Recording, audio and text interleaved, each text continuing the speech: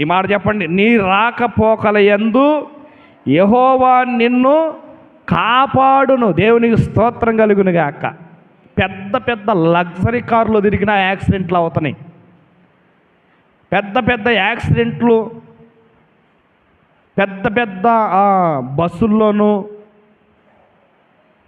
Costly కారుల్లో వెళ్తున్నా యాక్సిడెంట్లు జరిగి ప్రమాదానికి గురైపోతున్నాయి. యెహోవా కాపాడకపోతే కనుక నువ్వు క్షేమముగా ఉండలేవు. యెహోవా నీకు కృప చూపించకపోతే కనుక నువ్వు ఆరోగ్యముగా ఉండలేవు. దేవుడు తన వాత్సల్యత మన మీద ఉంచకపోతే కనుక మనము ఆనందముగా ఉండలేం.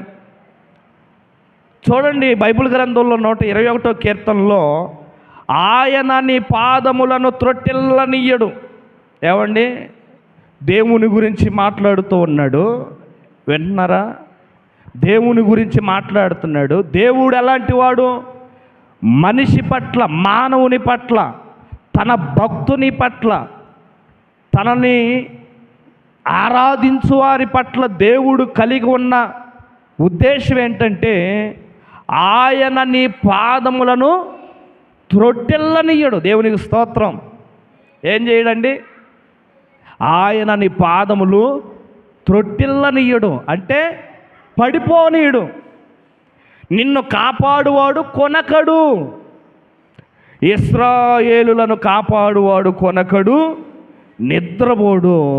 యెహోవాయే నిన్ను కాపాడును. దేవునికి స్తోత్రం. హల్లెలూయా, హల్లెలూయా. దేవుడే మనలను కాపాడుతున్నాడండి. ఆయనే మనలను నడిపిస్తూ ఉన్నాడు. మన మార్గమంతలో కూడా దేవుడు తోడుగా ఉన్నాడు.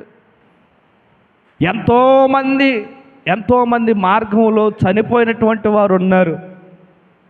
కానీ మన మార్గమంతట్లో కూడా దేవుడు తోడుగా ఉండి ఏ అపాయం రాకుండా యెహోవా నిన్ను కాపాడునన్న ఈ వాగ్దానాన్ని దేవుడు మనకి మన కుటుంబాలకు ఇచ్చి ఈరోజు దేవుని సన్నిధిలో క్షేమముగా ఉంచాడు. దేవునికి మహిమ కలుగునుగాక.